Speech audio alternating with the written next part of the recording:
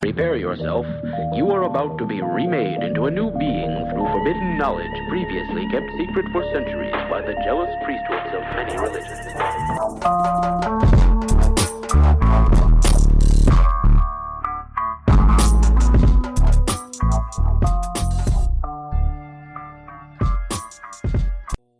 Three, two, one, and we are live, everyone. Ladies and gentlemen, another episode of the Ignorant Professionals. This one's going to be a little bit different than the usual. We haven't got any Dan, but we have a surprised double guests of Imogen Argyle and Kerry Jones. Why don't you introduce yourself, guys? Say hello. Oh, hi there. This is Kerry over here. I don't know what to introduce myself with. Housemate to Jake currently. Yes, that's his only task, his only role in life. He's my housemate. He doesn't have a job. He's homeless. No. Aside from this one little flat. What about you, Imogen? Say hello. Hi, I'm Imogen. I once carried a Sherpa to the summit of Everest. Jesus Christ, Kerry. You should have done something like that. Jesus Christ. I definitely missed out there. You did. Yeah, I feel very underwhelmed with my own introduction. Your first introduction to the radio waves, and it was just that I live with Jake. And Imogen was there. I once saved 3 children from a burning hospital, and I am the king. That's good. That's a good start. That's a good start for everyone to see who you guys are and say hello. This is how things are going to be moving on, pretty much moving forward, since we're all now living together. A lot has changed since the end of January and today, which we are going to discuss, including this horrendous virus that's taken up our entire lives, which is the coronavirus. Kerry, thoughts on the coronavirus? Well, I've got to say, to be honest, when it first all came about, I thought this was some massive joke. Like, the amount of jokes I made about it, how I thought it wasn't going to impact our lives that much, just like any other flu. And now all of a sudden, it's completely changed every aspect of life. It got real fast, didn't it? It got real serious fast. I was one of the same people that was sharing the memes left, right, and centre, making the same jokes all the entire time. And all of a sudden, then, like, Boris Johnson's talking on TV, and I'm like, okay, I thought this was like a meme. And all of a sudden, now we have to stay home. Now no one's left the house in fucking months on end. It's been horrendous. It has, for a lot of fucking people. Never mind the fucking NHS staff and all the people actually suffering with the virus and all that kind of stuff. But as long as the memes keep on going, that's the only thing I care about. Once the memes stop, that's when shit starts to get real. What about you, Imogen? What's your thoughts? Oh, I'm definitely in the same boat. Thought that I was like, this will never happen in our lifetime. You know, we're not going to have a lockdown. We're not going to stay inside forever. We're not going to be confined to our houses. And then next minute, here we all are. I know, absolutely. That's the thing. I've spent my entire life watching, like, zombie films and virus films, like Contagion and all that kind of stuff. And, like, the back of my head, I'd always thought, I wish this would happen. How cool would it be if this actually happens? I'd be like a survivor, like going to, like, broken down shops and, like, fighting with other survivors. But really, it's a bunch of people staying at home getting fat. I feel like we always, like, everyone's always talked about, the apocalypse and a giant virus, and you always have a backup plan and an escape plan and what you're going to do if it ever happens. And mine had always been find a giant ute, head to the countryside, rob some poor farmer of all his guns, and go make a fort somewhere. Yeah. And it's been nothing like that. I spend my time, my excitement is getting out of the house to go to Lidl and stand in a queue for 15 minutes. Yes. Wander up the special buy aisle for about 20 minutes, and then fuck off home. So your life hasn't changed because of the virus. That's good to know. That was a normal Saturday. So. I mean, it was for the rest of us, really, wasn't it? Do you know what I mean? It is one of those things where a lot of people are just like, everything's changed now, and all the introverts are just like, I don't see the difference. Nothing has changed for like the most of the people that just stayed at home and didn't do anything. It's mainly that is the most painful part. It's mainly not going out on the weekends, I would say, and not seeing friends. That's the biggest change. Yeah, the complete, like, social distancing and lack of seeing anyone other than the people that you live with. Like, it's great to begin with, but eventually you just miss the interaction with everyone else that you've taken for granted for the last however many years. Yeah, no, I agree with you. And minus the people, I guess, it's also the stuff you can't get anymore. Like what? Eggs. Eggs. Always. So for Dan's birthday, there was a couple of things, we wanted to make sure he had a good night, and, because he couldn't, it was a bit different. We're all in isolation. We're like, cool, we're going to make him this cake. We're going to get some sugar. We need some eggs. We're going to cook this epic dinner. And, the shops are all open, so you think it's fine. We get there. The egg aisle is just decimated. There's just empty cardboard boxes and the rogue, like, scrambled, smashed up egg on the floor. Oh, Jesus Christ. Oh, That's the kind of stuff- post-apocalyptic at its best. Yeah, is, really, though. it was. It is. That's one of the things. Also, like roaming around the streets as well. Like, I don't know if, like, a lot of people listening to this live in a city, but if you live in a small town, you probably don't get the difference. But living in a city has been insane, knowing the amount of people that should be around, around like May time, April, when the sun starts going now. There should be shoppers everywhere. You just got like a sea of just homeless people on crack, which was the normal thing anyway for Cardiff. Yeah, very much so. But this time, it's none of the shoppers, none of the people out there. I've kind of enjoyed being out and like feeling like the city is mine.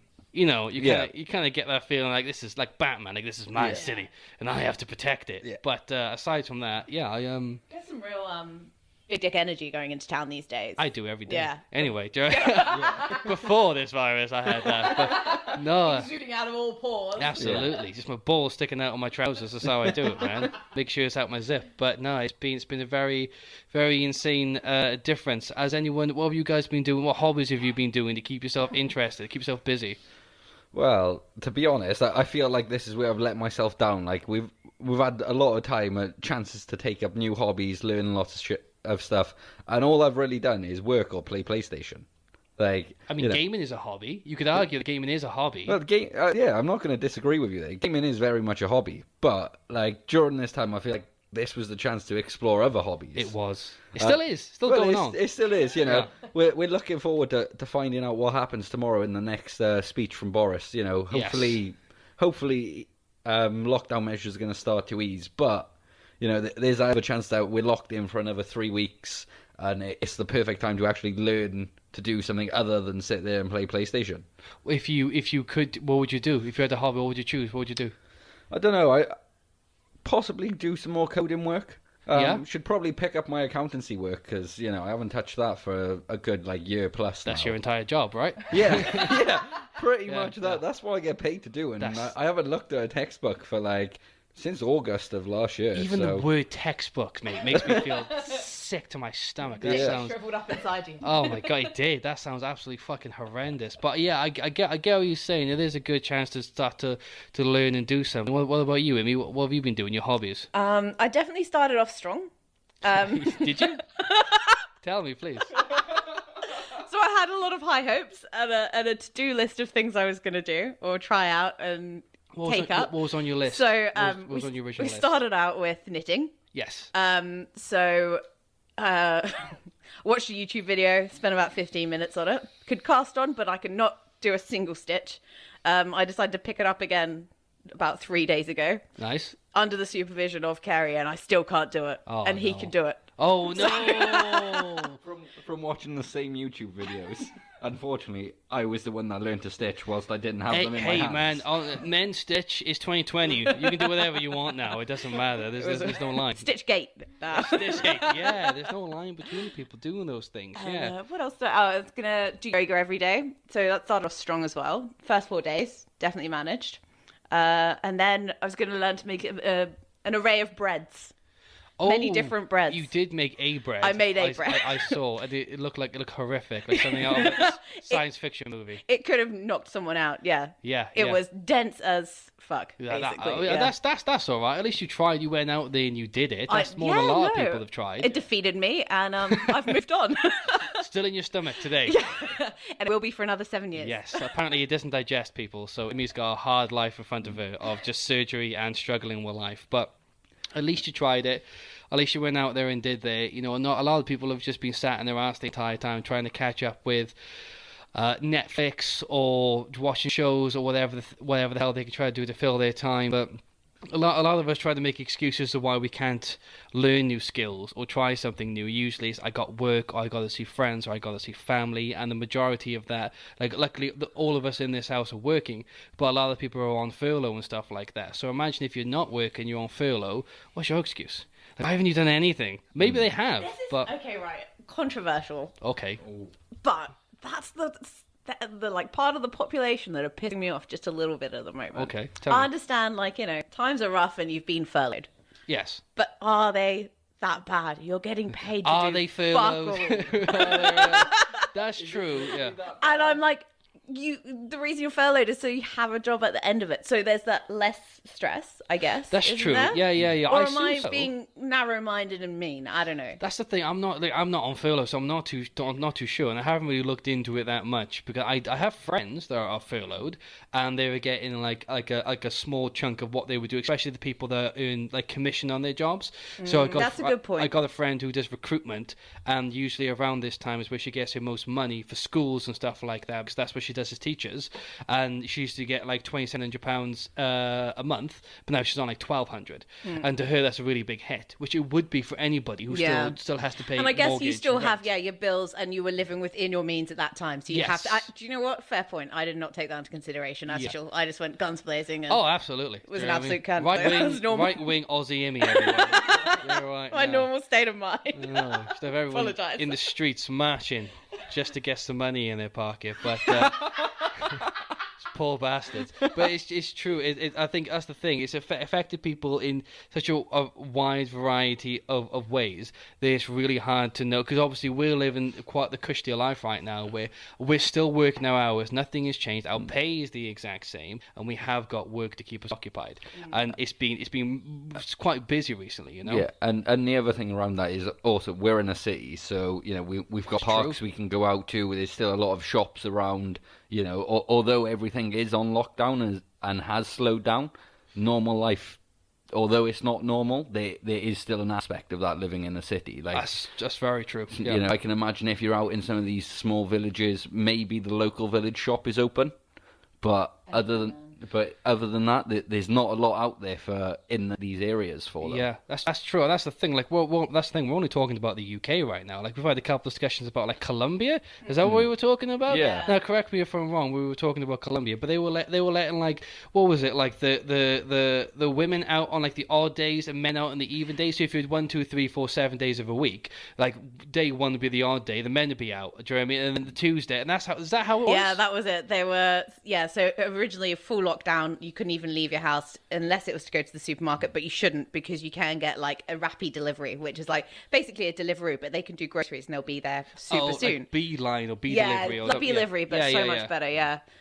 Delivery is like the actually no, don't worry. The washed down shitty version of it. I was gonna say it's like the equivalent of doing an order with Kerry when he goes to Aldi, because basically you'll order a Copperberg strawberry and lime, and you'll come back with something strange. No, you get back with Nordic berries. Yeah, exactly. I've suffered you never quite get what you expected. Close though. Alaska Nordic berries as well. We're not being advertised. No one's paying us to advertise Alaska right now. Some product placement in there. I know a little bit of product. I would like an placement. Audi voucher, please. I think send it directly to 15. No, I'm not going to give my address on this thing. Jesus Christ. But no, Colombia was mad, and then they were like, oh, we're going to get even stricter. So, kids couldn't even go outside and play in a park or go for a walk or anything. And kids weren't allowed out of the house. Is there a certain age range that they gave? I think it was like under 16s. They had to be locked inside. Yeah, they were inside. Off. Were they? Yeah, so you're not supposed to go outside with your kids unless it was like an emergency. And then they were like, oh, we're going to loosen it up a bit and, let men and women out of the house on different days. This is the country that have like cocaine everywhere. Yeah. Right? They're the ones who have the strict rules. You can buy it in petrol stations. It's literally everywhere. And yet they're willing to separate when people can go outside. Jesus. I think it's like overcompensating.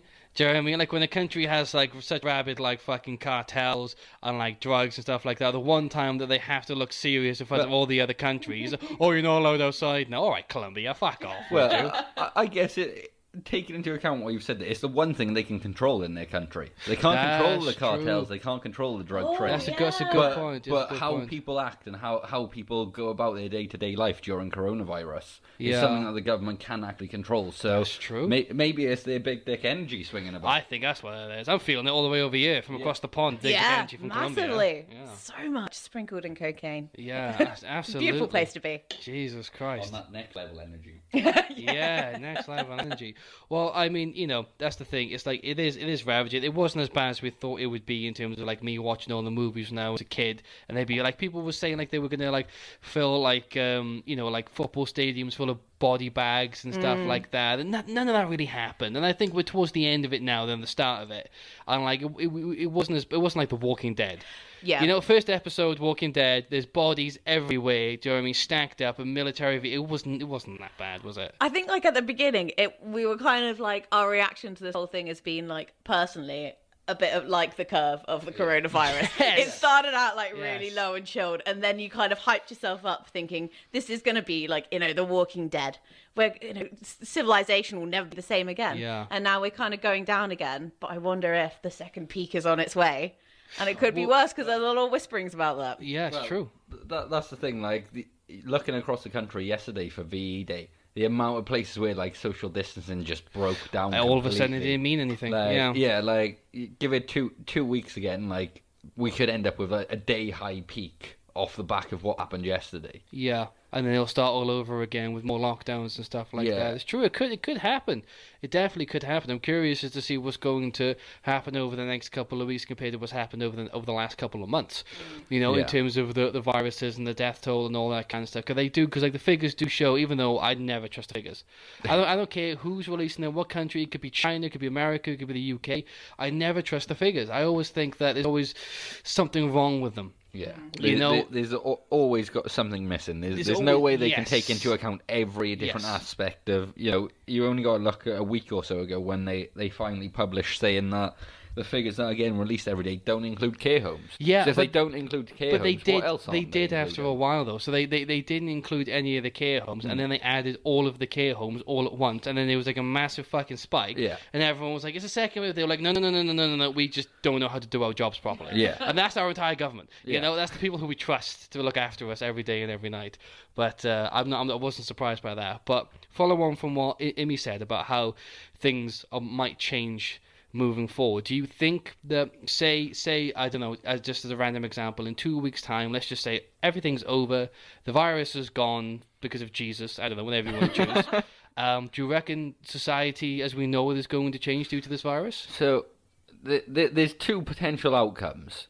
There's the one of ignorance, where everyone just, maybe for a week, social distancing carries on, you know, even through ignorance. Maybe the shops keep going with what they're currently doing, with making people queue outside, only so many people being able to go in. But I think ignorance is bliss, and True. potentially ignorance takes over and all of this goes out the window. Or you've got the second option that happens, where this potentially becomes something till, never mind this summer, next summer, where the social distancing is in place, you know, people are still concerned about going out, never mind choosing to, whether they're allowed to or not, there's still a concern.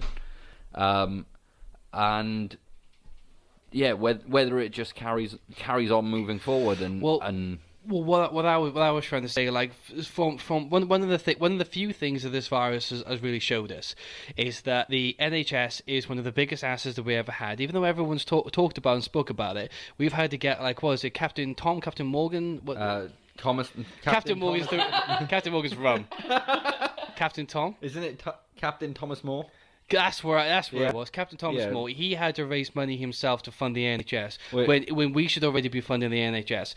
We've already discovered that a lot of the people that were homeless on the streets, there always has been and always will be space for them. But corporations and companies that wanted hotel rooms and stuff like that weren't willing to give them go to the government, even let the government pay for them, because they meant less than nothing to us. But now, because of this virus, we all know that all that's bollocks. We know that the NHS is massively underfunded for a pandemic or any bad situation like this. Say if we were replaced, I don't know, the virus with like mass terrorist attacks. Say a lot of people got injured. Say there's mass bombings all over the country. How the hell will we be able to cope with that? Well, we couldn't cope with this kind of virus, which, as bad as it was nothing like what it could have been or what we thought it was going to be. Do you think we're going to change how we run this country?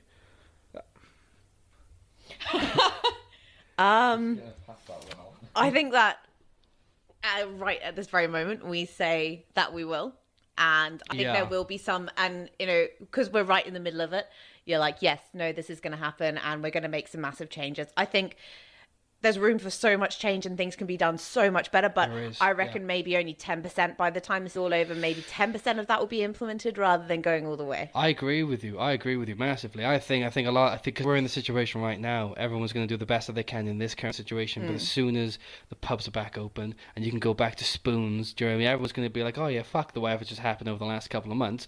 I want to get fucked up with my mates. Do you know what I mean? We're not going to be like protesting in the streets. It's probably going to be like, you've got the Extinction Rebellion. Yeah. That's still a small majority of the population of people who do, part of them just do it because they want to be on fucking Facebook and Instagram, but then some people do it because they don't want the entire planet to burst into flames and they want people to survive. So do you reckon it's going to be like Extinction Rebellion but Coronavirus Rebellion? I don't know. I don't want to be called. I don't know. I don't think there will be, sadly. I know, that's sad. So sad. I think there should be. Yeah. And I don't know, maybe not even protests. I just think there needs to be like reforms and people need to back it and push for it. Yes. But again, once this is over and there's not the strain on the NHS again, we're just going to go back to, scratching our asses and having a look around. I agree with you. I think that's exactly what's going to happen, which is really sad. It is really sad, but I mean, it's being realistic at the end of the day, isn't it? I think I can't imagine giant changes happening or people really pushing for that change. And I think once people get comfortable, I think that's endgame. For most people. I hope that, like, from this, though, we kind of learn that there is the pressure that can be put on the NHS, that there's things that we actually can mobilise and do things a lot quicker, with Yes. Nightingale Hospital Yeah. and all of that. The NHS is renowned for moving so slowly, whether it's getting an appointment or getting on a waiting list or Like getting literal something sorted. doctors, like they move so slowly. You see Like them watching walk. a sloth on Zootopia. It true. goes right down, and then it's so quick you can't understand anything. Yeah, that's true. Their actual handwriting, you have no idea what the fuck that they're saying. But I think that maybe we might realise and appreciate that things can be done quicker. And that, Yes. and not like in a way that corners are going to be cut, but we can be efficient and we can get things done. I think so. Yeah, there's always like these weird checks and places that happen when it comes to the NHS, which is the same for any medical entity. It doesn't matter what country you're in. There's always going to have to be double, triple checks unless you're in like I'm trying to think of a really shitty country now without being racist. Which is really hard. You've already called it shitty, so I know that's a true. bad sign before you know choose what the country I'm country. talking about. Out there, you can put the name in your head, okay? I don't have to name it, but we're not countries like those where like they'll just fucking put a plaster on you and charge you like God knows amount because they have no idea what they're Spain's doing. an Yeah. example of that, isn't it? Not That's- that their healthcare system's bad or Spain's racist, the but one I tried to avoid. Of course, that was the one you It tried. was the one in my head, yeah. That's the worst comment. I've never been to Spain, so I don't know. See, So you never even experienced the Spanish healthcare. You're just That's purely the going off same. stories. that you I've hear. heard stories. Like I've been to Spain a couple of times, but luckily, touch wood, I am touching wood right now. I've never actually been injured abroad ever in my life. I needed to go to a hospital. No, touch wood. That I was in Spain when I split my eye, but that was like one of the few times I've bought insurance. Do you have to go to the hospital? Yeah, well, I went to. Yeah, it was split like so much. I had to have stitches through my eyebrow. How much do they charge you for that? I don't know because fortunately it was all done through the insurance. Oh, right. So okay. I was like that was one of the few times I paid for holiday insurance. I tend not to pay for it often. Well, you But- tend not to, because Smart traveller. it can be a Yeah. little bit of a scam sometimes. It Can't can, If but you go you- for a chill holiday, but you could get by bus no matter what yeah, you're doing. well, do you know what I mean? you've met me, Jake. I'm not exactly the most coordinated of person. No, you're not. No, Everyone in absolutely. the world, you are the person that should always be insured. Absolutely. If Goofy was like an actual human being, I think it would be you. That's very true. Yeah, But no. you've been lucky so far. In that expense anyway. Yeah, still walking just about. There's been a few close calls, but even abroad there has been. I'm just been lucky that on the holidays where I haven't had medical insurance, I haven't injured myself too much so far. Yeah, absolutely. I always think back of the stories of Dan, the previous co-host, who will be back very shortly. He's just doing a slight hiatus away. When he was talking about when he went abroad with a bunch of his mates and he ended up breaking his leg. Yeah. And obviously they just did a shit job of it and they wrapped him up and they charged him like $1,200 on his credit card or something like that. And then when he's partying and when he got back to the UK, he couldn't feel any pain. And the reason for that is they did just a poor job of bandaging up and plastering up his leg, that all the blood had like gone to his foot and is swollen like 3 times the size, and they had to do like, I can't remember if it was surgery, but they had to do something intimate on it to make sure he didn't lose that fucking leg.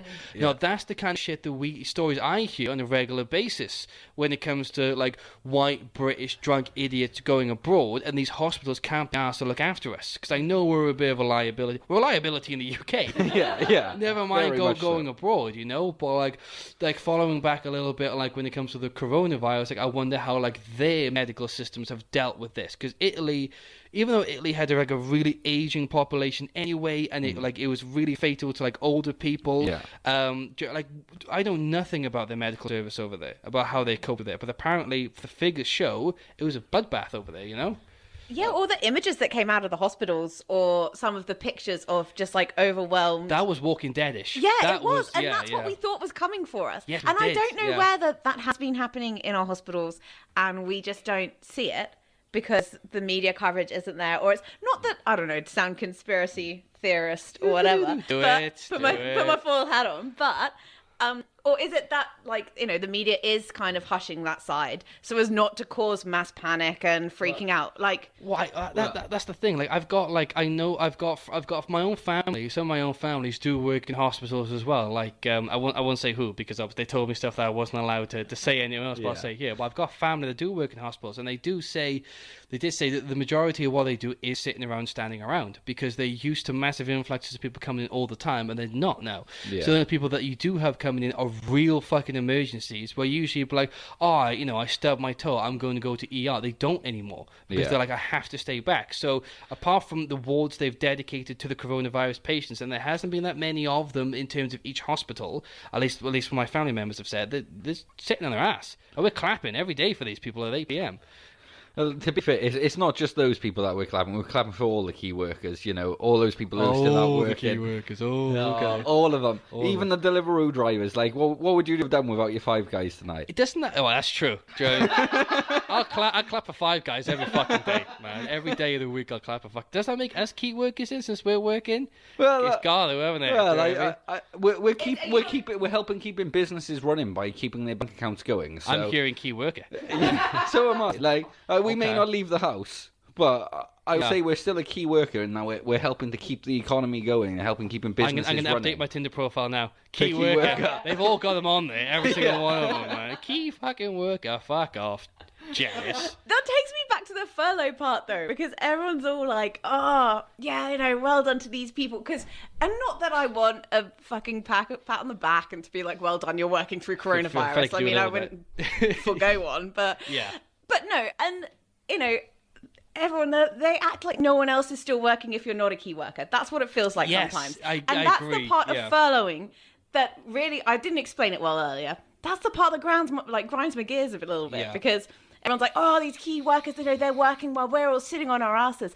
And I'm sorry, but every day I don't feel, I might be sitting on my ass, but I'm working, 8-10 hours a day. And and then also I am a little bit jealous, because I would like to be paid. And not work. Yeah, that's true. Yeah, I obviously the reduced pay packet does not appeal to me in any way, shape, or form. But like, you know, like I do have a couple of friends on furlough, and like they say to me, like, you know, I don't mind, like, I'm getting paid reduced. I don't mind about that. I'm just sat at my ass. I'm not doing anything. I'm so bored. And I always say to them, like, not about hobbies or anything like that, but like, why don't you do something as pecker as like being a Deliveroo driver? You know, get on the bike. Do you know what I mean? Just do your first order, try it out. You'll be out and about, or like try like a little side hustle of like paintings, or go on Etsy, or do you know what I mean? There's all these different things that you can do that are hobbies, but also you might get a little bit of dollar on the side as well. You know? Yeah, I agree. That would be the bonus or the exciting part of doing that, and that would be really cool. I guess also though, even though we work, we get to the weekend and we're like, oh fuck, what do we do? So I'm also not jealous of them at the same time, because we're still working out full hours though. That's the thing. Do you know what I mean? But like, I don't know. I know, but then we get 2 days off in lockdown, and we're like sitting around going, what do I do today? I can't imagine that every day. Like, I actually am kind of grateful that we are still working full time. Are you kidding me? Absolutely, a shadow of a doubt, man. I would have pulled out my hair and I would have done some crazy shit, man. I would have shaved my hair like every other lad in the fucking UK by now, and I fucking Why God haven't knows you, I Jake? need it. Because I can't, man. Because I already look so young, and I already look like a sick Victorian child. Always. If I shaved my hair, I would look like a cancer patient. I really fucking would. And people would be knocking on my door, or like fucking David Bowie would show up. Do you know what I mean? Make a wish. The Rock would David turn up. Bowie would come back from the dead He to would, show up at he your would. door. Yeah, it's the coronavirus, man. Zombies, isn't it? Exactly what would happen. And like, nah, I can't have that going on whatsoever. It just doesn't suit. I did it once before when I was in uni. I shaved my hair, like shaved it, and then someone did it with a razor. Do you remember, like a proper yeah, like razor? proper, yeah. No, not like a cutthroat razor, but one you shave like your armpits or your legs or but something. completely like bicked your head. Yeah, Bic, that's it. Yeah, Yeah. like, and I looked ill. I looked ill, and like people were like asking me questions that was really embarrassing. Do you have Yeah. pictures?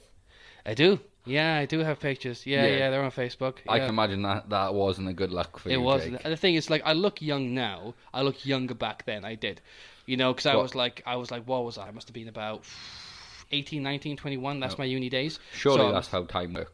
You looked younger back then. No, but like some people don't like. Some people from when they get like 18, 19, they kind of look the same-ish. Yeah. Do you know what I mean? But like I had a proper like glow up, like 21 upwards. Where some people, like even Dan, like who we're talking about, like he looks a lot older now. But I've seen pictures of him when he was like 18, 19, and he Yeah. looks like a man. Do you know what I Yeah. mean? He looks like a bloke. Like I looked like a child, even though I look like a kid now. Way more of a child back then. So that mixed with no hair whatsoever, cancer patient. It just was. Oh. It just was, man. Yeah. Brutal. It was absolutely brutal. I still would pay to see it. Yeah, I mean- yeah, we'll definitely get a pot going if that's what it takes to get these pictures out later. A No, pot. not even the pictures. Get the actual shaved head happen Yeah, for COVID-19. yeah. I'm not You going know, to shave do my us head. a favour, leave a note in the comments. If you'd like us to shave Jake's head for charity, No one's gonna we'll- comment. We'll donate the money to NHS if we can raise £500. Man. Nah, man, we got old 100-year-old guys walking around parks and fucking gardens raising millions, man. No one cares if Jake Watkins shaves his fucking head. I don't care if I shave my head. If you don't care, let's do it for free. No. I mean, I care in terms of looks. I don't care because I don't care about funding But the NHS. That came out so bad. It's lockdown. You're not going anywhere. Like, why do you care about looks? Because I'm still trying to get lockdown booty, all right? And in doing so, I'm still Snapchatting birds. Do you know what I mean? I don't. I'm wearing a hat right now. I don't want to wear this hat all the time, And when I take it off, they'll see how bald I am. That's what dries up vaginas, man. Me with no hair. It might be a really good conversation starter, though. It would be like the boy version of, like, does the curtains match the drapes? But that's why I want a nipple piercing. For a conversation starter. Ah. That's such a good Oh, we conversation can definitely do that starter. in lockdown. See, I was talking about this last night to a group of friends, and they said that so one of the girls has got her nipples pierced, and she said she went to get it professionally done and all that kind of stuff. But she said there's way more nerve endings in your nipples than you think there is. Like you think like there's a reason why they're sensitive. They're sensitive for both boys and girls as well. So if you just prick the wrong one, like and you go through a nerve end, she says the pain can be like nothing you've ever felt before. Yeah, like it's your entire. It's not just your nipple or your breast. Your entire chest starts like beating like a heartbeat. The pain is so bad. I don't trust you two fuckers to do that. I was going to say, I feel confident I could miss those nerve endings. I don't know, man. I don't know. We'll get, I'm pretty sure Imogen's got a sewing kit. We'll heat up a needle, make sure it's sterilised, and we'll just go through. As soon as that was mentioned, I actually started thinking about where this was going to happen, the utensils or implements I needed, and whether we had an earring to go through it. And yes, to all of those. Do you have an earring? I have a ring that can go through it, like an earring ring. A ring's too No, like no, slutty, it's all right. It's isn't not- it? Do you know what I mean? No, it's like a thin bit with a thicker bit on it. It'll be love- like a ball. I love a bar. And for now, the ring is just to keep the hole going. Like, That's true. it's not a permanent thing. It's just during lockdown, trapped in house, till we can get you out of the house and get you a bar. Internet shopping does exist, though. We could just buy one. Nah, I'm gonna shut this down right now. This has gone way too far of a conversation about getting my nipple pierced in this house. Please I'm not gonna let do us know it. in the comments. Carrie, would you let Jake pierce your nipple? I tell you what, you let me pierce your nipple. Right, Jake goes for I pierce Jake's nipple No, first. fuck off. No, I'm doing it to you first and see what happens to you. Okay, let's see where this night goes. Okay. Let's do this. Let's do this, guys. That's where we're leaving this now. You'll have to tune in next time to find out the results. And if Jake Well- doesn't appear in the next episode, it's because he died of blood poisoning. That's why, because I died. Oh, jeez. But yeah, COVID 2020 did not kill me, but a nipple piercing did. I know. I survived the virus, but not the nipple piercing. That's not how I want to go out. Do you know what I mean? On my tombstone, died by nipple piercing. Well, we can lie on the tombstone if that helps. You own a tombstone. We can lie on it, I said. Oh! I thought you said you own my tombstone. Yeah. I was like, how long have you had that for? Fuck me, man. Just met a guy. I bought your tombstone yesterday. What? What That's do you mean? horrendous. From day one of you working with me, that was it. I found the tombstone before we even moved in. I was like, yeah, I've got this kid's number. He's dying by me. Man. I mean, oh Jesus Christ! Oh my God, that's like school shooter vibes. That is, isn't it? That's office shooter vibes. If I ever got them in my life. Hey. Yeah, that's a yes. It's okay. Yeah. You're among friends. It's okay. You can talk to us. Infected needles, the way you're going. Okay. All right. I'm ready. My body is ready. Saying that, the one thing we didn't say at the start of this podcast, what we always do, is we've always got a little bit of alcohol with us. We're all sat around drinking the old Jack Daniels. Usually we start with a single bottle of Jack Daniels and see to the end, but because there is 3 of us, how many have we got? Well, we've got like 2 and a bit bottles of that. A bottle of gin as well. Yeah, a bottle of gin for the lady of the group. Even though you wouldn't know it from the accent. She is a woman, everyone. I swear to God. But it's going to be a bit litty. Just going back a little bit, because I know this whole thing is probably going to be about coronavirus, because there's nothing else to talk about right now. What do you think about these people and this whole fucking 5G conspiracy when it comes to the coronavirus? Oh. Well, I've heard some sickening stories off the back of this that I've read online. So, looking at BT drivers who've been going out, who are the ones actually installing these. So, there's been certain parts of the country where they've had petrol thrown over them. Fuck off! Yeah. So people have been throwing petrol over them as they're trying to install these new masts, because obviously they have this wild conspiracy that the whole point of the 5G masts is to spread coronavirus. Which doesn't make any sense. Just biologically, do you know what I mean? Just scientifically, it doesn't make any sense. There's no way you can pass a disease like flu through radio waves. Yeah, I know. There has to be some kind of bacteria off the back of it. Unless these 5G towers are all being produced in China and having some special chemical put into them, like, there's no way this is going to happen. I think even then, I know, I totally agree with what you're saying. Even then, that's a fucking push. Didn't this is a stretch. Wasn't it is the radio wave, or no, the radiation watchdogs, the one or the other, they're the same people that test all the masses, the same people that do, like, Wi-Fi and all that kind of stuff, and, like, different chemicals. They did a test of 5G, and they came out and just said, it's just fucking internet. Yeah. You know, like, people need to calm their shit, and people just don't care. I think people want a conspiracy. Well, they want to be outraged. They want to feel like it's them against the world sometimes, and they're the smart ones, you know what I'm saying? I feel like we kind of got an evolutionary reversal on this one, because surely when masts or like 3G or anything else that was kind of more revolutionary at the time, i.e. hadn't seen it before, like telephone masts or any masts or like internet, that those kind of conspiracy theories would be more rife, because we haven't seen that. 5G is just level up from 4G. Yeah. Why is it now causing coronavirus? So, just going back to what we were talking about, the coronavirus and the 5G, what about these flat earthers that we were talking about? Obviously, we all feel like we're going back, we're degenerating a little bit when it comes to society, and then we've got a bunch of these people that have turned about with nowhere thinking that the earth is fucking a flat. That's his own pandemic, if you ask me, of stupidity that seems to be taking over the world. Oh, massively. Like, at the end of the day, I don't understand how in this day and age you can still be convinced that the world is flat. You know, the amount of boats that travel around the world, aeroplanes, you know, the fact you can't see the end, you know, you look out and you can see to a distance, but then you know it's not the end, and it still carries on. Like, there's got to be something else to make these people believe. I'm telling you, it's what I was just saying, like, literally a moment ago. I think people want to feel like it's like they want to be like the underdogs. They want to be the heroes. Do you know what I mean? Like the small amount of people against the empire, or against the corporation, or against the Nazis or the resistance. They feel like they are the ones that are breaking the truth. You know. But that's the thing, isn't it? With any topic you bring up, any conversation, any battle, there's always two sides. There is. And one side has got to be wrong. And unfortunately, in this case, it's the flat earthers that Not unfortunately, it's fortunately. Thank fuck they're wrong, man. Why are there two sides to that argument, though? I'm sorry, but science. I know, science honestly. No. 400 years. Yeah, I know. I agree with you. And I feel sorry for all of the people that back in the day that the Inquisition burnt alive because they said that the world was round. Yeah. Do you know what I mean? They fought massively. for us to have this freedom of knowledge and all that kind of stuff. And the thing is like, have you actually looked up and seen what the flat earthers believe? No, I haven't looked into it too much. So they believe that basically what it is that the Antarctic isn't at the bottom. The Antarctic is one circles the entire planet. So if you try to go to the edge of the planet, you barely couldn't because it's surrounded by ice.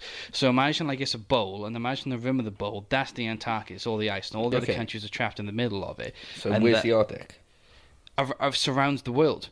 That's what But they you believe. just said the Antarctic. So, like, do they believe, like, the both are one, or do they believe there's two separate There's ones? no difference between them. Do you know what I mean? Right, okay, I got you. All of the ice, all of the snow, the North Pole, the South Pole, everything that you believe that we know is really there on this planet. They believe in the circles the entire planet. Right.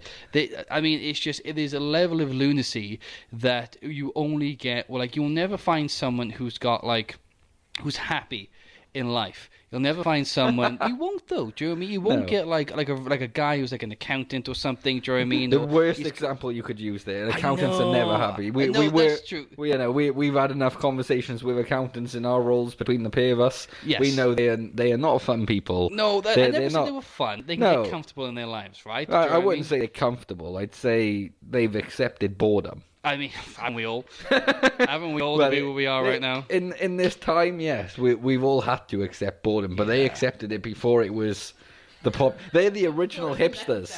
I think you'd be hard pressed to find someone, right, who is 100% happy in their job. Oh, I completely agree. Everyone's got good days and get bad. I think the majority of the people, they stop getting challenged and they stop getting the excitement, and all of a sudden it just becomes mundane. Day in, day out, mundane, the same thing. Do you know what I mean? Unless you're like literally like the CEO of a company where you can make all the changes that you want to, the rest of us are just like getting shat on, trying to push our own ideas of what we know what's going to go right, and then you got a million people above you that just say, no, we've got this master plan that we can't share with you, and you got to suck it up. And do you know what I mean? That's every job I've ever been in. Even if you're not in that situation, though, if you're in one of these flat structure situations. Oh, a flat structure, you say? Yes, a flat structure, I say. Such a thing. Surely you've come across one of these before. I have not, Kerry Jones. It doesn't even sound possible, if you ask me. Well, I would say in theory it's possible. In practicality, I wouldn't say it's possible. And you sound like a smart man right now. That's what you sound like. But hey, who are we to judge an entire corporation of people and tell them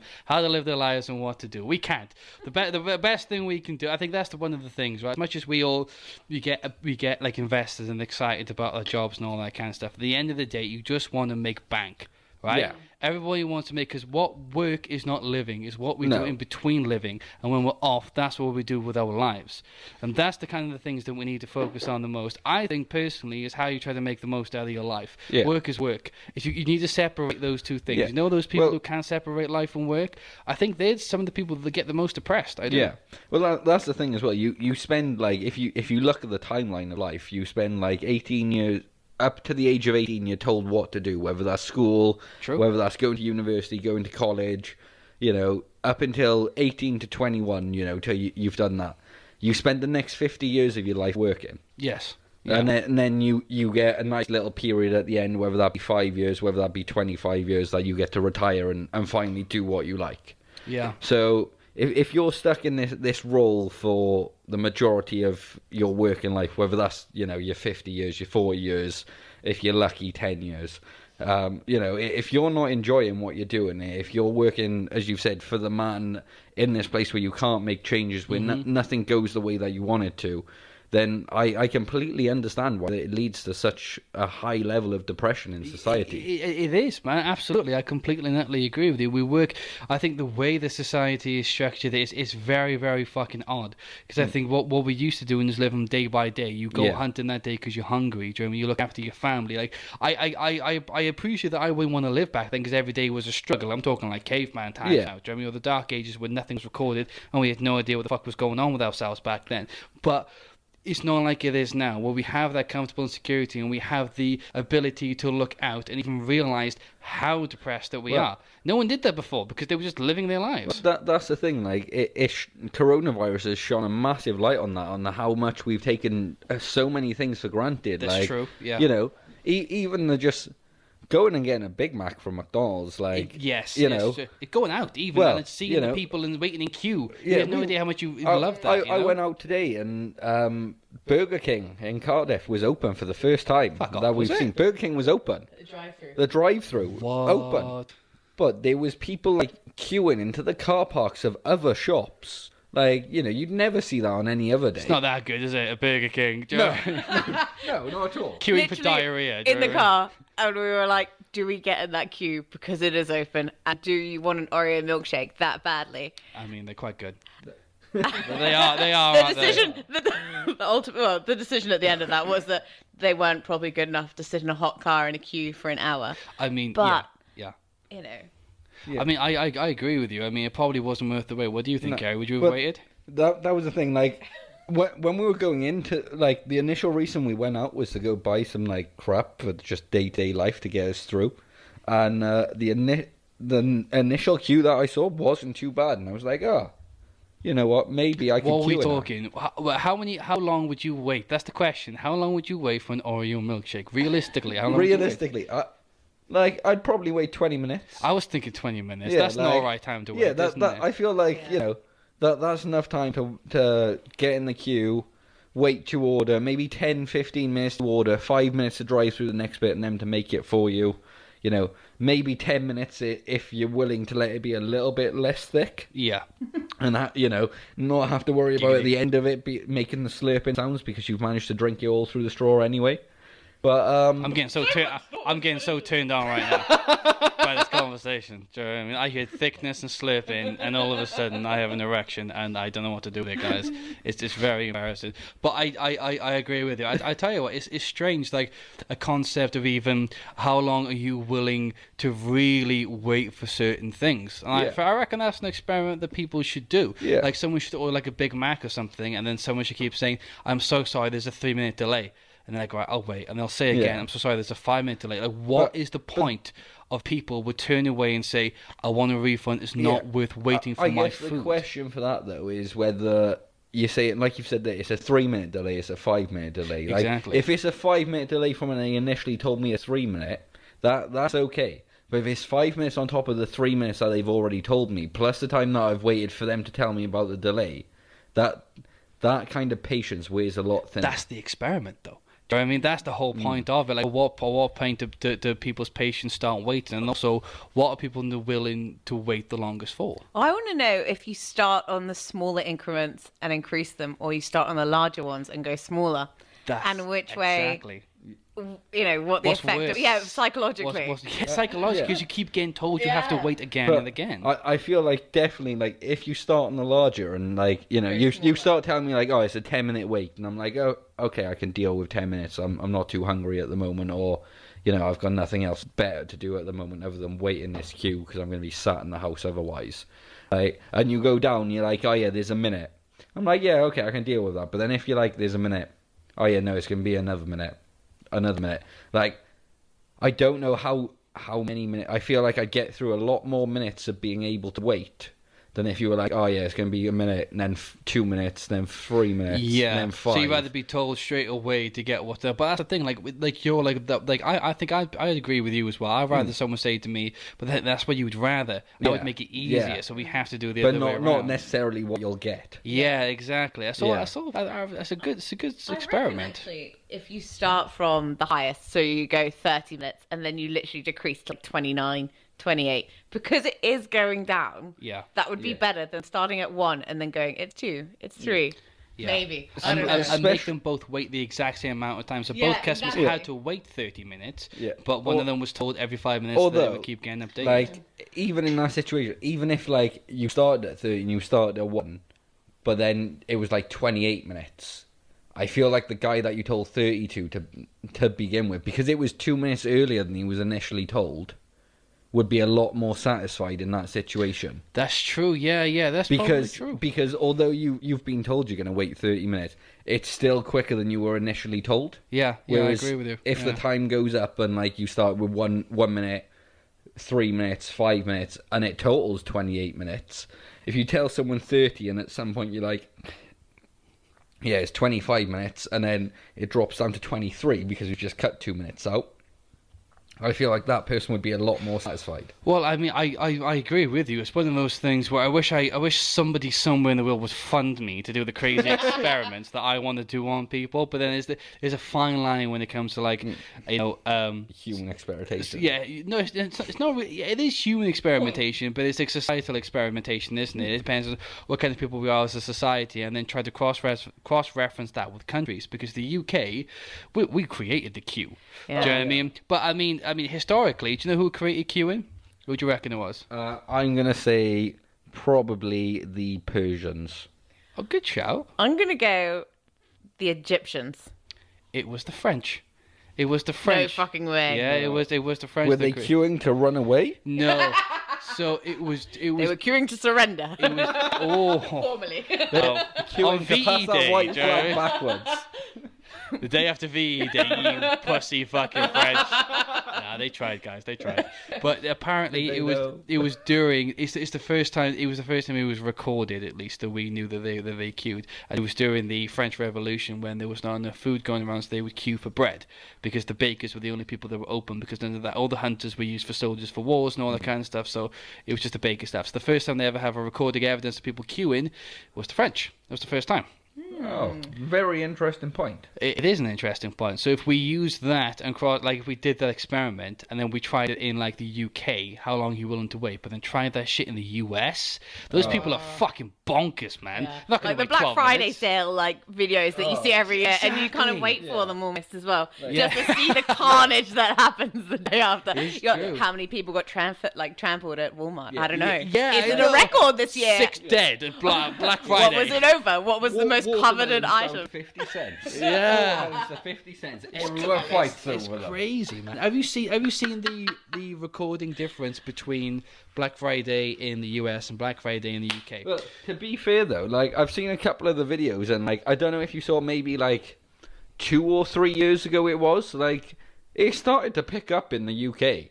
Like there was riots in some of the like Tesco's and Asda's. Was around... there really Black yeah, Friday? Was there? on Black Fridays? Yeah, hell, I didn't like, see that. Yeah, I saw a few where there was like people like throwing people up aisles, taking stuff out of people's trolleys. They're definitely Fuck there on off. YouTube. If you're willing to spend time scrolling, you can definitely That's find them. consumerism, though, isn't it? Do you know what I mean? We're just addicted to our technology. In and the our UK, goods. personally, though, I would like to know which areas had the worst fights and It's gotta be- altercations. It's gotta be London. It's gotta be like London, London, Manchester, Birmingham. Yeah, Birmingham. Yeah, But yeah, I'm I can surprised imagine it anybody kicking made off up there. I Yeah, was thinking Bridgend. that's a big there's one, no guys. need for that now, is Nah, there? they're all too busy killing Yeah. themselves. They haven't got time to be there on Black Friday. Do you know what I Oh, mean? fucking hell, Jake.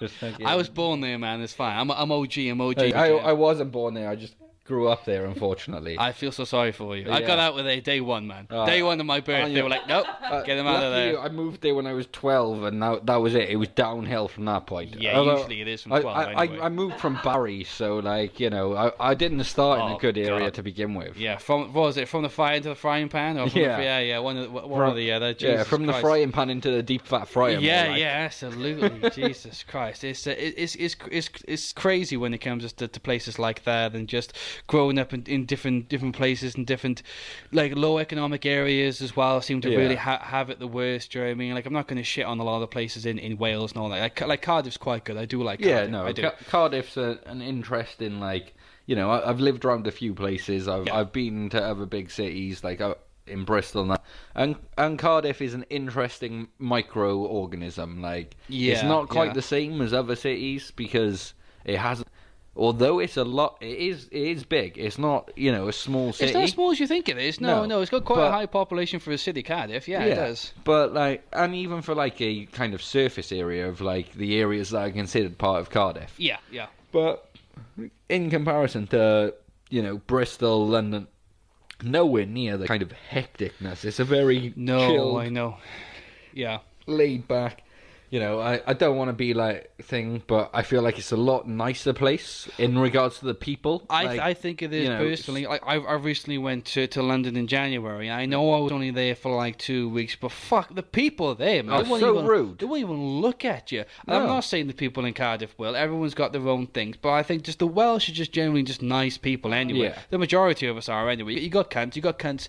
No matter where you are, As someone who's not from here and like moved here a year ago, I can vouch for that Cardiff is the nicest city I've ever lived in. It is better than what was your city when you were in Wales? I lived in Perth. Perth. Okay. Which... What's the population of Perth? Would you say? Give me a rough estimate. Is it 1.2?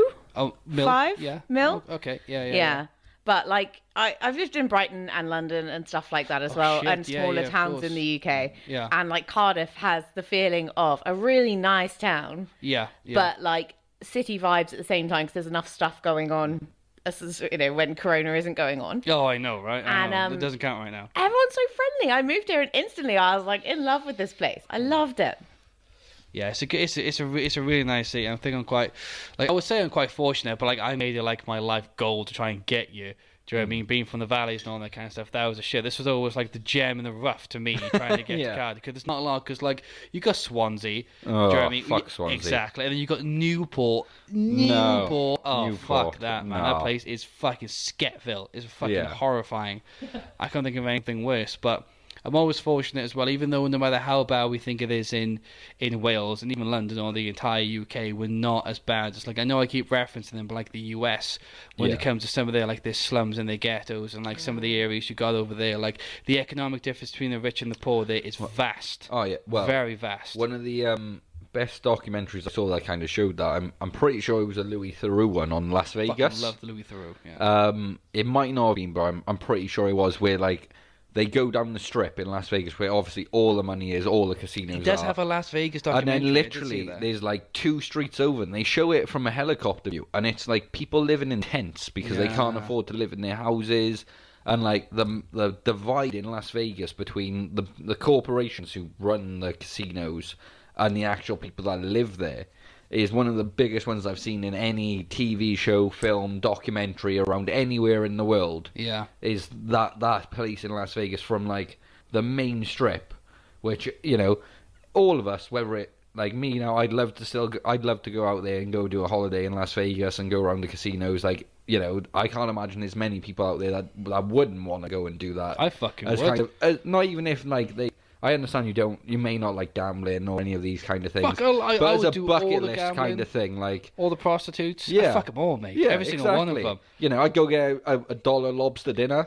I mean, fucking, know. I'd get $1 anything, man. I don't give a fuck. Honestly, $1 blowjob, $1 stripper, $1 fucking lobster. Give it to me all, Yeah. mate. I want to walk out Whatever with I can get for $1. Yeah, Like, man. give it I to would. me. Absolutely. Yeah, I'd like fucking... the Aloe Black said.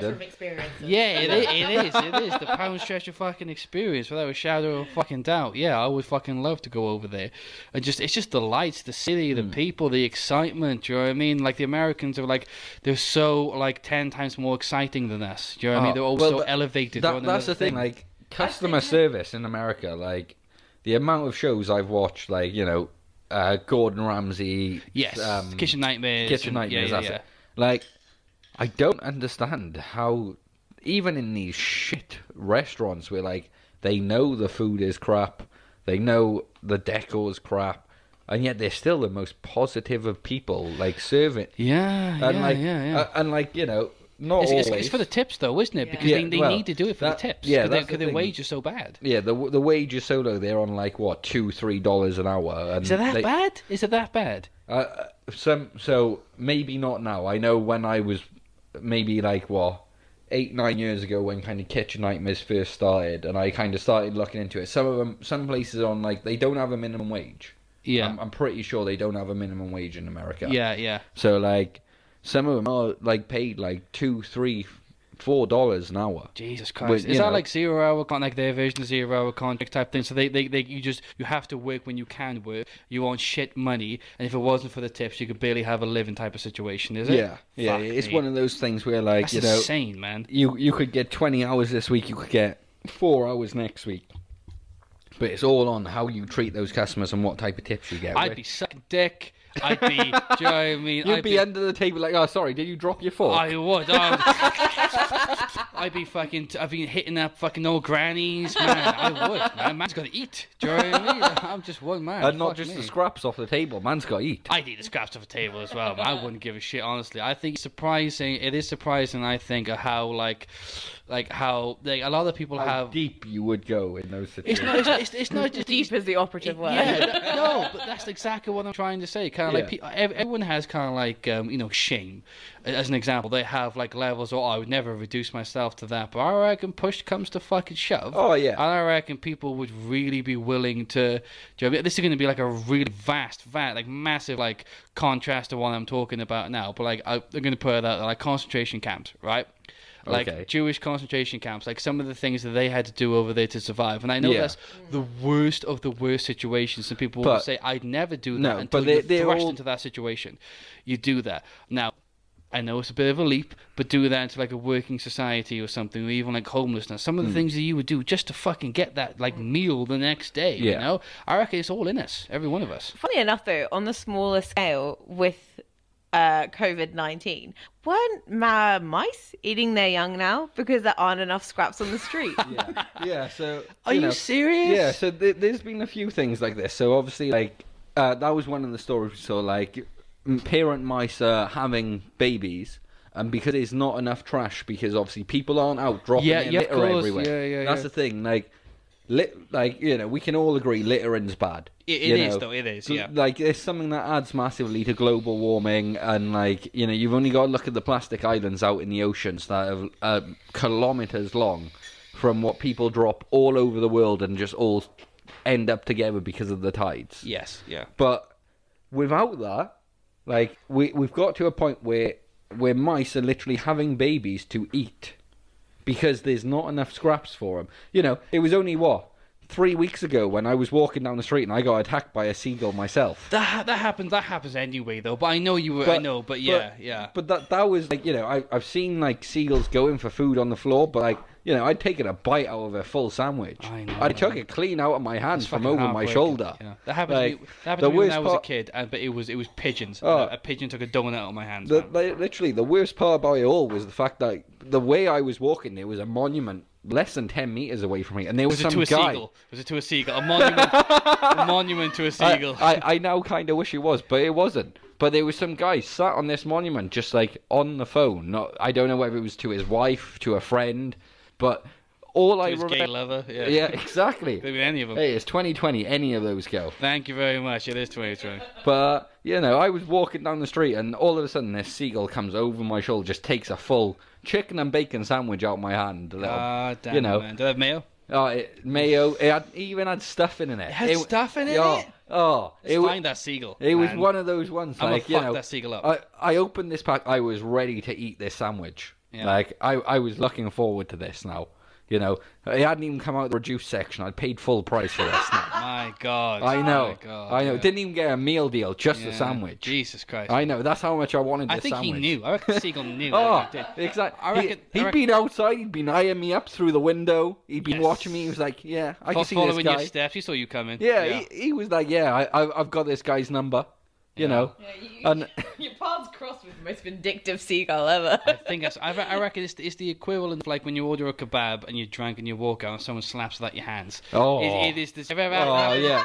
Oh, I have terrible friends. Not with a I have kebab, but terrible like friends. I've Yeah, definitely yeah. lost like cheese and chips on a night out. Yeah. They've been slapped out my hand. Yeah, man, yeah, You know what? terrible Cheese, chips, friends. gravy, so all over the floor. You have that devastating Yeah. moment where You're ready to so go. drunk you will need off the ground, man. You consider Talk about fucking concentration camps and what we're willing to put ourselves through. Yeah.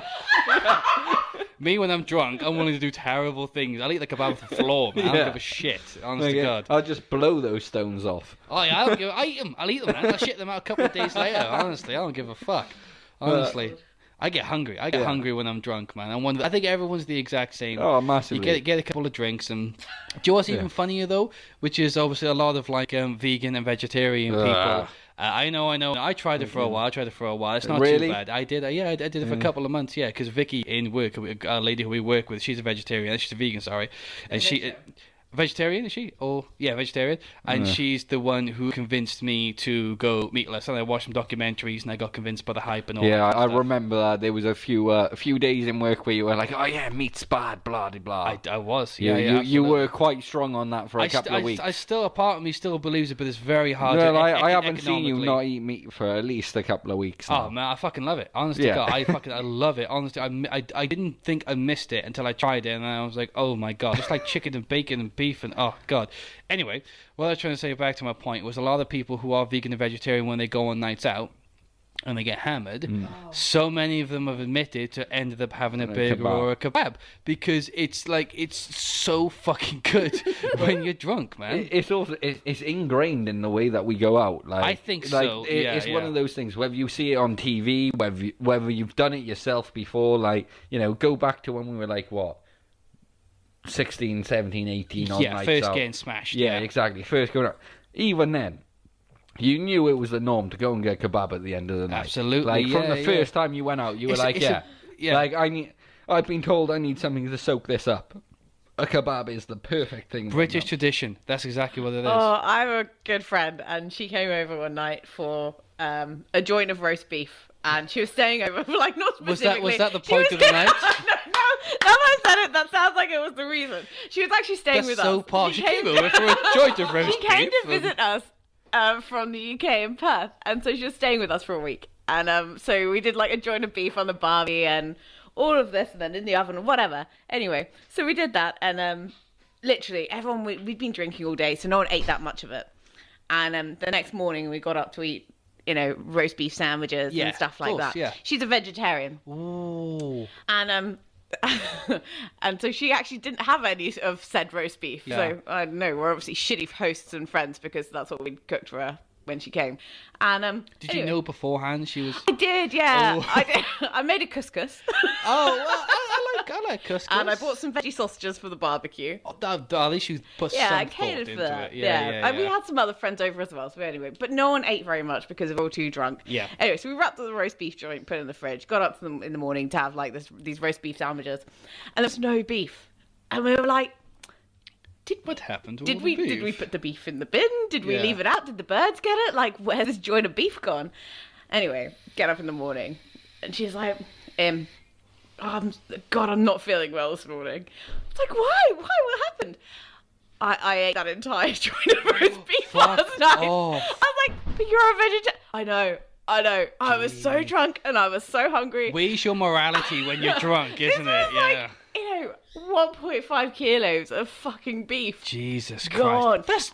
That's more meat for a normal meat That is a eater, lot of man. meat. That's yeah, insane. especially for a vegetarian. You can imagine how much pain you'd be in the next day. Jesus Christ. Yeah, stomach because you're and not your ass. because You're you're not used to processing, especially red meat. Yeah, yeah, Like, if you yeah. drunk- Which is bad for eating- you anyway. Yeah, red meat's really bad. Like if you yeah. had 1.5 kilos of chicken, Yeah, it or- might have been a little bit less savage. even lamb but or something maybe wouldn't have been as bad, but beef is up there, man. a whole That's new really level of fucking bad. processing. The poor woman's asshole. That's all I gotta say. I reckon she fucking diarrhea for 3 days straight. You'd have to, wouldn't you? Who knows if she's ever touched beef again, though? Maybe that really helped her cement the Maybe vegetarian she life. got a bloodlust like a shark. As she ate it, and all of a sudden now she's eating human meat. Do you know what I mean? Hunting down people and fucking eating them alive. She got or that something. taste for it, Got yeah. that taste for man flesh. Jesus. I feel sorry for her, I do. Well, like I said, I tried it, and the most exciting part of it, I would say, was finding out that there is a lot of tasty food out there. Genuinely, I'm not trying to say like an arsehole. There's a lot of tasty food out there, like falafels and a lot of different, even a lot of vegetarian sauces, like spices and this and like that. You can put on salads and everything. That does make it really tasty. And there's a lot of vegetarian fake meat out there. I'm not a big fan of Quorn personally, but you can get some really fancy vegan sausages from Tesco's and stuff like that. They're fucking divine.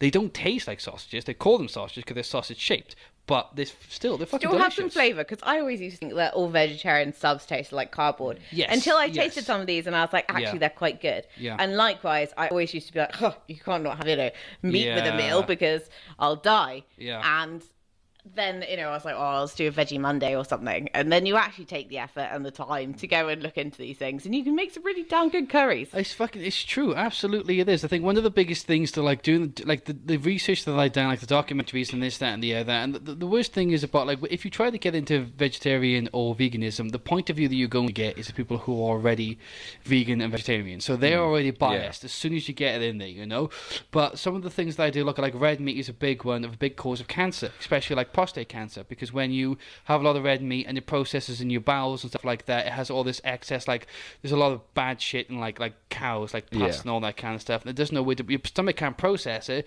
so it sits in your bowels for a while, your bowels absorb it, which is why you end up getting like prostate cancer. So a lot of the people, like my grandfather right now, he has prostate cancer, and he is like the biggest carnivore I've ever seen. He would have like steaks and red wine, like all like German, like bless him, I love him to bits, but like it's not surprising. It's not surprising whatsoever when he had the diet that he did for so long to eventually in his old age, he's like in his 70s now, to end up having prostate cancer. So how do you avoid something like that? It's the same thing as like both of you two, like even myself, like I would say I'm a bit of a smoker. You two are like full-time smokers. You both smoke cigarettes. I'm on the vape. I'll have a cigarette whenever I drink. Those things are going to kill you without a shadow of a doubt. All the science, and there's no group out there that's saying that cigarettes are good for you. There's no vegans and meat. There's just negative news, but you still smoke. The end of the day, though, like you've just said, like your granddad had that diet all his life, and he's now in his 70s and he's got prostate cancer. Like we know about a load of cancers, we know about a load of diseases, but there's all these other things that we don't know what's going to be there in 50 years. Why stop life now? Like, as you said, you're a big vapor there. Like I am. I'm Vape Nation, right? Yeah. Exactly. Yeah. So, like, vapes have been around now. What? Coming up to 10 years? Mm-hmm. Like yeah. Yeah, where they've been like of mass popularity and in the public. Like, yes, smoking was prescribed as a way of getting over certain illnesses. It was. It was given to pregnant women back in the 50s. Exactly, and now it was. And now vaping is being prescribed as a way to quit smoking. Like it is. Yeah, I understand that.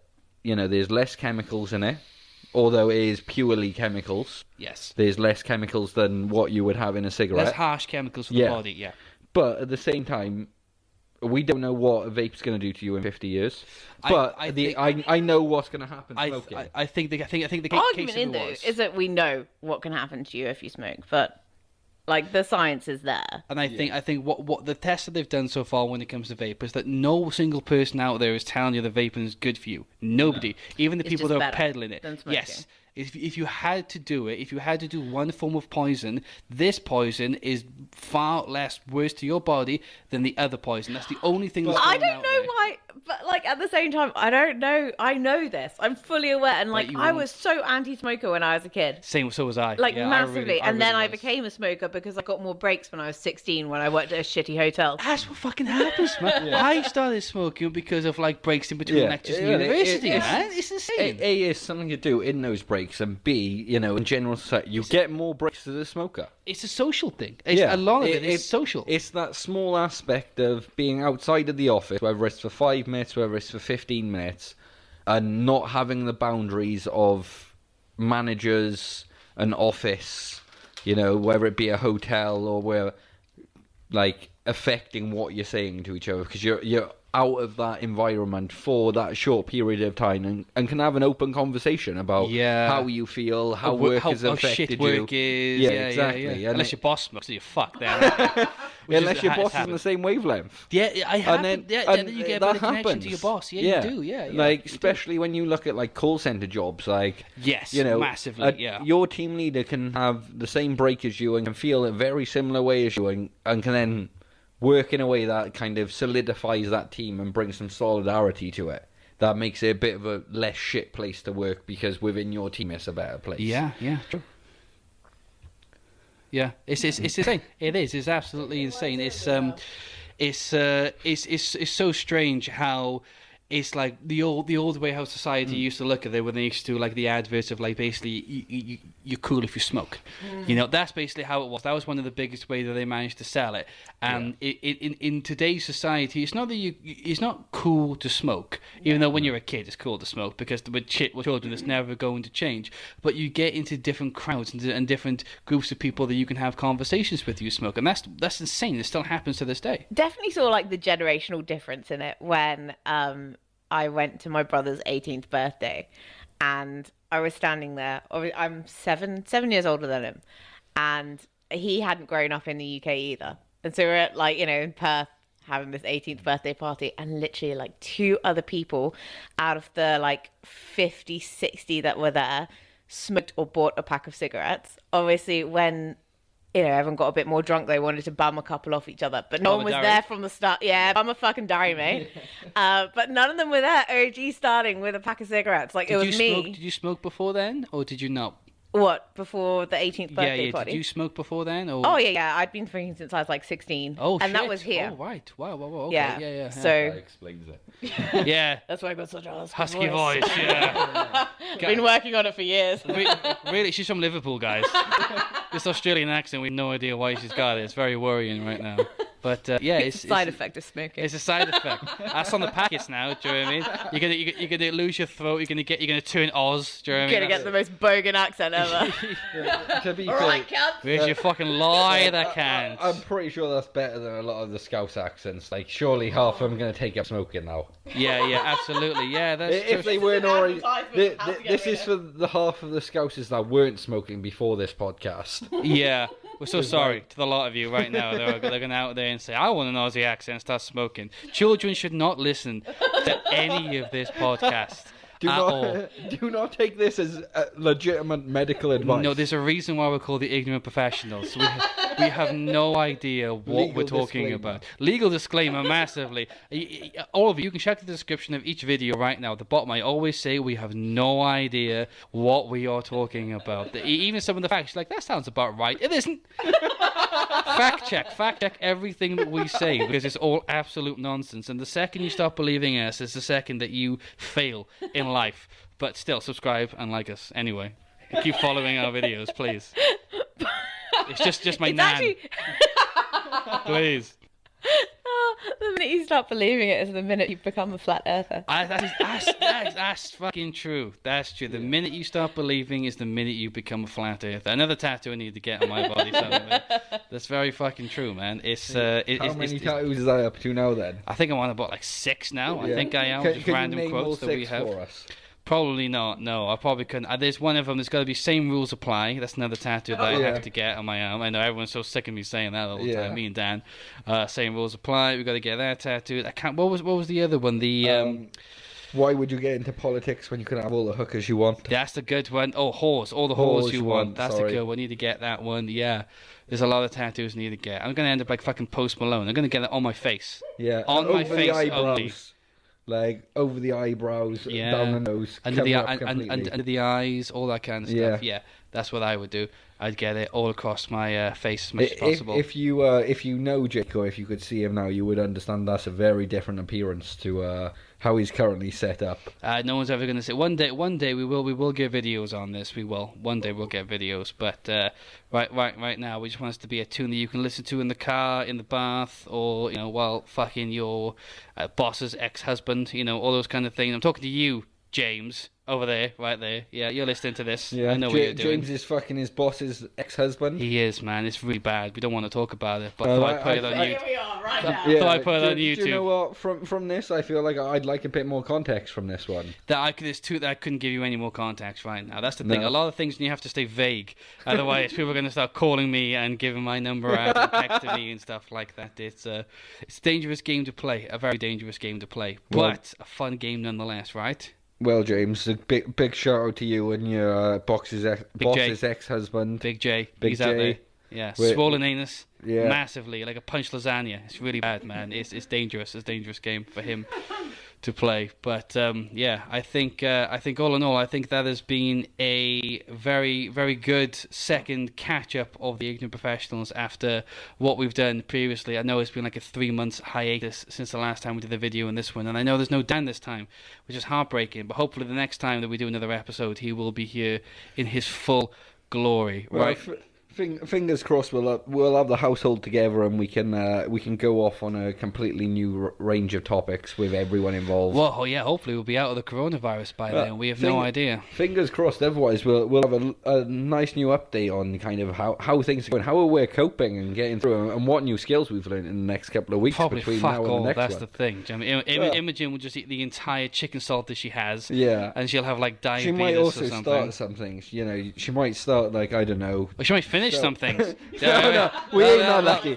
Don't be silly now. She might start something. She's not going to finish it. That's true. But we will definitely see how it goes when it comes to that point. But yeah, thank you all for listening. It's been a very good shout. I've enjoyed it. Yeah, it's been a great evening. This was a nice spontaneous idea for the night, and was something different and new to do through the coronavirus to keep us all entertained. Absolutely. I hope it's entertained all of you as much as it's entertained us. It has been, yeah. Want to sign off for me?